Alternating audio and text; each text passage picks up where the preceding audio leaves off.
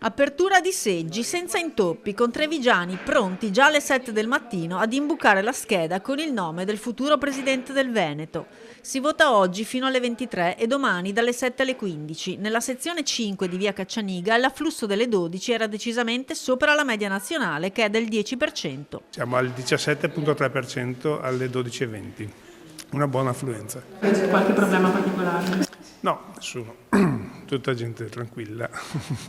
Felici di venire a votare. Per la prima volta gli elenchi dei votanti non sono divisi in uomini e donne, ma le modalità per votare restano le stesse, ovvero bisogna recarsi con documento di identità e tessera elettorale. Nel caso la si sia smarrita, basta rivolgersi all'ufficio del proprio comune di residenza. Gli aventi diritto al voto sono 4.300.000, divisi nelle 7 circoscrizioni provinciali, 5 i candidati presidente in corsa supportati da 16 liste, delle quali saranno eletti 50 consiglieri. Per votare il presidente è sufficiente tracciare un segno sul nome, sul simbolo oppure su entrambi, estendendo così il voto all'intera coalizione.